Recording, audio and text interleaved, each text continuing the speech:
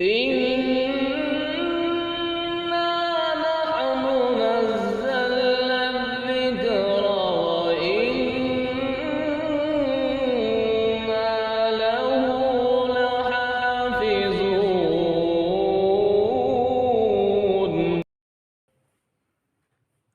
أعوذ بالله من الشيطان الرجيم. بسم الله الرحمن الرحيم.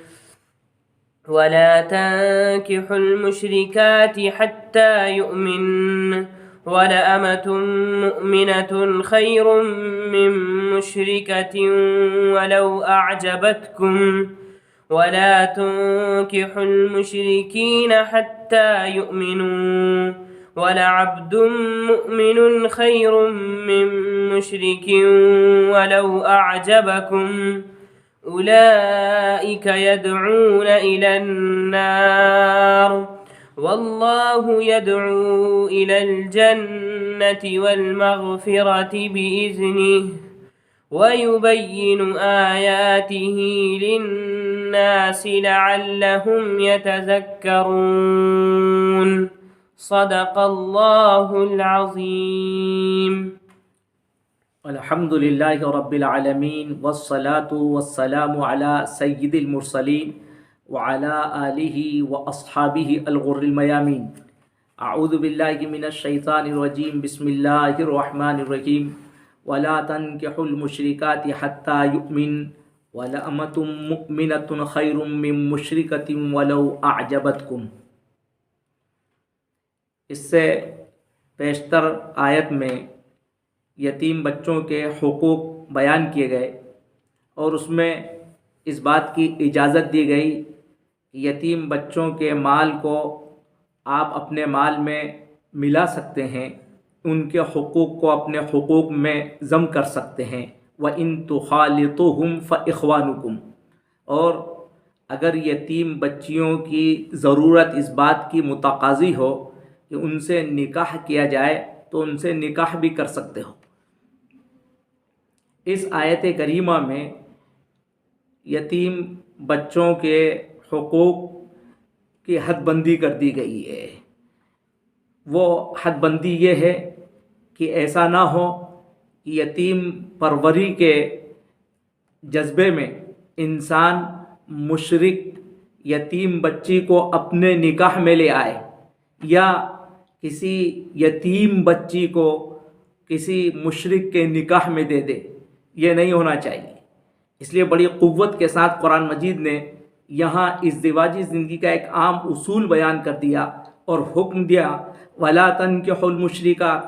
مشرک عورتوں سے نکاح نہ کرو حتیٰ یؤمن، جب تک وہ ایمان نہ لے آئیں. واقعتاً یہ بہت اہم ترین ہدایت ہے. اگر اس ہدایت کو ملحوظ نہ رکھا جائے، اس کا خیال نہ رکھا جائے تو نکاح کی افادیت، اس کی مقصدیت وہ ختم ہو جاتی ہے. اس لیے کہ ازدواجی زندگی کی اصل یہ ہے کہ دونوں کے درمیان میں، میاں بیوی کے درمیان میں محبت ہونا چاہیے، الفت ہونا چاہیے اور پرسکون ان کی زندگی گزرنا چاہیے. لیکن یہ محبت و الفت اس وقت ہوتی ہے جب میاں بیوی کے درمیان میں موافقت ہو، مناسبت ہو. اور موافقت اور مناسبت اس وقت ہوتی ہے جب دونوں کے کردار، دونوں کی فکر، دونوں کا عمل وہ یکساں ہو. اگر ان کے اندر ذہنی فکری اختلاف ہوگا تو یہ محبت قائم نہیں رہ پائے گی. یہ نکاح کا بندھن زیادہ مضبوط اور مستحکم نہیں ہو سکے گا. اور ظاہر ہے جب ایک مومن ہوگا اور ایک مشرک ہوگا تو دونوں کے سوچنے کا انداز، دونوں کے رہنے کا انداز وہ بالکل مختلف ہوگا. اندھیرے اور اجالے جیسا زندگی میں فرق ہوگا. اگر جذبات میں رہ کر آ کر یہ نکاح کے ایک بندھن میں بندھ بھی گئے تو یہ نکاح زیادہ دیر پا نہیں ہوگا. یہ ازدواجی زندگی باقی نہیں رہ سکے گی اور یہ ازدواجی زندگی کا حقیقی لطف نہیں اٹھا سکیں گے. اس لیے اسلام نے سب سے پہلے اسی بات کی طرف تاکید کر دی ہے وَلَا تَنْكِحُوا الْمُشْرِكَاتِ. مشرک عورتوں سے نکاح نہ کرو حتیٰ یؤمن، یہاں تک کہ وہ ایمان لے آئیں. اور واقعتاً حتیٰ یؤمن کہہ کر اسلام نے کیسی اعلیٰ ظرفی کا ثبوت دیا ہے. دیگر مذاہب کے اندر نکاح کو باندھ دیا گیا ہے، نسل کے اندر باندھ دیا گیا ہے، قوم کے اور برادری کے بندھن میں باندھ دیا گیا ہے، لیکن اسلام نے یہاں کسی ایسے بندھن میں نہیں باندھ کر اس کو ایمان کے بندھن سے مضبوط کر دیا ہے. یہاں کسی خاندان کی، قبیلے کی، کسی برادری کی کوئی قید نہیں لگائی گئی. قید لگائی گئی ہے تو وہ ایمان کی قید لگائی گئی ہے. وَلَأَمَةٌ مُؤْمِنَةٌ خَيْرٌ مِّن مُّشْرِكَةٍ وَلَوْ أَعْجَبَتْكُمْ. اور فرمایا وَلَأَمَةٌ مُؤْمِنَةٌ، اور مؤمن باندھی، خیرٌ وہ بہت بہتر ہے. خیر پر جو تنوین ہے وہ تکثیر کی ہے، تعظیم کی ہے، بہت بہتر ہے. من مشرکتن، اس مشرک خاتون سے. ولو اعجبتکم، اگرچہ وہ تمہیں بھلی معلوم ہو، تمہیں وہ پسند ہو. ولامتن پر جو آپ لام دیکھ رہے ہیں یہ لام ابتدا ہے اور یہاں تاکید کا مفہوم دے رہا ہے. اور قرآن مجید کے اس اسلوب سے آپ اندازہ لگا سکتے ہیں کہ شرک اللہ کی نگاہ میں کتنا مبغوض اور کتنا ناپسندیدہ ہے کہ اگر ایک خاتون میں ہزاروں خوبیاں ہوں لیکن اگر وہ مشرکہ ہے تو اس کی وہ ہزاروں خوبیاں بے سود ہے، بے فائدہ ہے، ان کی کوئی حیثیت نہیں ہے ایمان کے مقابلے میں. یہ بڑی قوت کے ساتھ یہ بات کہی گئی ہے. وَلَأَمَةٌ مُؤْمِنَةٌ، مؤمن باندھی وہ بہت بہتر ہے اس مشرک خاتون سے. وَلَوْ أَعْجَبَتْكُمْ، گرچہ وہ تمہیں بھلی معلوم دیتی ہو. جس مقصد سے تم نکاح کر رہے ہو وہ اس مقصد میں پوری موافق ہو لیکن اس کا اقدام نہ کرنا. وَلَا تُنْكِحُوا الْمُشْرِكِينَ حَتَّى يُؤْمِنُوا، اور بڑی قوت کے ساتھ اس کے دوسرے پہلو کو بھی واضح کر دیا گیا ہے جس سے اندازہ لگایا جا سکتا ہے کہ شریعت کے اندر ایمان کی کیا حیثیت ہے. فرمایا وَلَا تُنْكِحُوا الْمُشْرِكِينَ، یا وَلَا تُنْكِحُوا کے بعد ایک مفعول وہ محذوف ہے، یعنی وَلَا تُنْكِحُوا الْمُؤْمِنَاتِ، ہاں مؤمنات کو مشرکین کے نکاح میں نہ دے دینا. حَتَّى يُؤْمِنُوا، یہاں تک کہ وہ ایمان لے آئیں. وَلَعَبْدٌ مُؤْمِنٌ خَيْرٌ مِّن مُّشْرِكٍ وَلَوْ أَعْجَبَكُمْ، ایک مومن غلام وہ بہتر ہے مشرک سے. وَلَوْ أَعْجَبَكُمْ، گرچہ وہ تمہیں بھلا معلوم دے.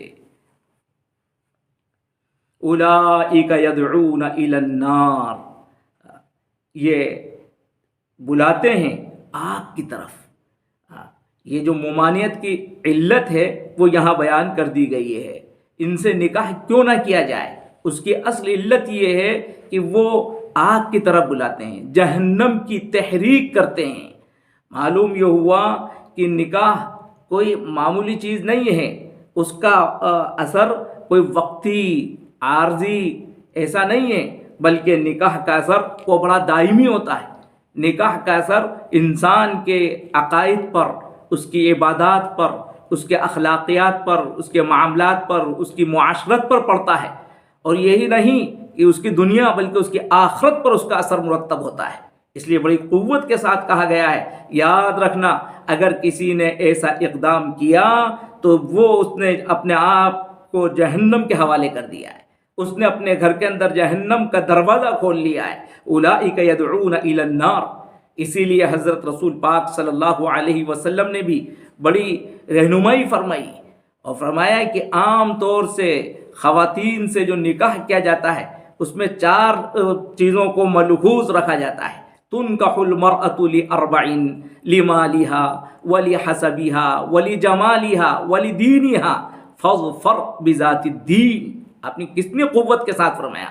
لوگ عام طور سے 4 چیزوں کو نکاح میں دیکھتے ہیں، مال کو دیکھتے ہیں، خاندان کو دیکھتے ہیں، جمال کو دیکھتے ہیں اور دین کو دیکھتے ہیں. اور دین کو عام طور سے لوگ چوتھے نمبر پر سب سے آخر میں دیکھتے ہیں. حضرت نے ارشاد فرمایا نہیں، دین کو سب سے اول دیکھو، اور جس نے دین کو سب سے پہلے رکھا فَاظْفَرْ بِذَاتِ الدین، وہ کامیاب ہو جائے گا. اور اگر اس نے اس کو نظر انداز کیا تو اس کی ازدواجی زندگی وہ ناکام اور نامراد ہو جائے گی، وہ دوزخ بن جائے گی، جہنم بن جائے گی، وہ اپنے گھر کے اندر ایک بھٹی سلگا لے گا۔ اسی کو کہا اولئک یدعون الی النار واللہ یدعو الی الجنہ، اور اللہ بلاتا ہے تمہیں جنت کی طرف، اللہ بلاتا ہے جنت کی طرف، والمغفرتی، اور مغفرت کی طرف، بِإِذْنِهِ، اپنی توفیق سے، اپنے حکم سے اللہ بلاتا ہے۔ کا مطلب یہ ہے کہ اللہ کی شریعت تمہیں دعوت دیتی ہے۔ کس چیز کی دعوت دیتی ہے؟ جنت کی دعوت دیتی ہے۔ اس کا مطلب یہ واضح ہو رہا ہے کہ شریعت کے احکام پر جب انسان عمل کرتا ہے تو اس کی زندگی جنت کا نشان بن جاتی ہے، اس کا گھر جنت کا گھر بن جاتا ہے۔ اور اگر وہ ان شریعت کا پاس و لحاظ نہیں کرتا ہے تو وہ جنت کے راہ سے ہٹ جاتا ہے۔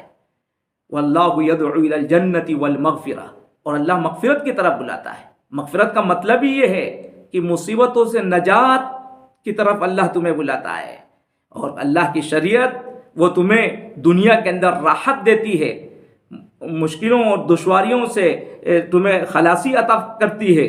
وَيُبَيِّنُ اللَّهُ وَيُبَيِّنُ آيَاتِهِ لِلنَّاسِ لَعَلَّهُمْ يَتَذَكَّرُونَ۔ وَيُبَيِّنُ آيَاتِهِ، بیانہ یبین کے معنی ہوتے ہیں خوب کھول کھول کے بیان کرنا، اور وہ کھول کھول کر اپنے آیات کو یعنی اپنے احکام کو بیان کرتا ہے لوگوں کے لیے، لعلہم یتذکرون، تاکہ لوگ نصیحت حاصل کریں۔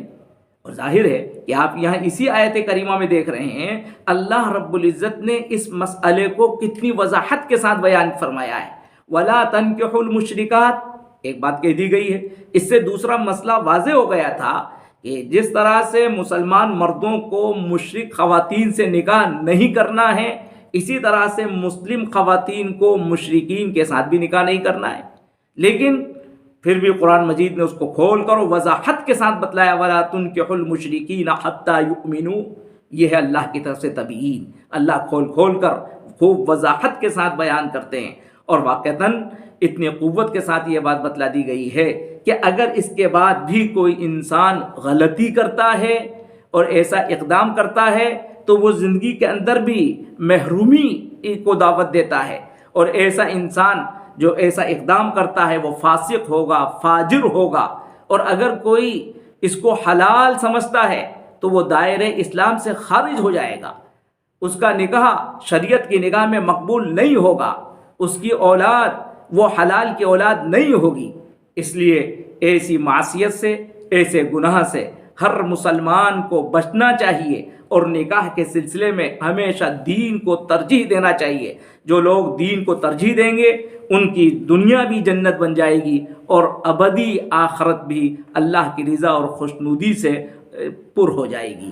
اللہ رب العزت اس ازدواجی زندگی میں ہمیں احکام شریعت کو ملحوظ رکھنے کی توفیق عطا فرمائے، آمین یا رب العالمین۔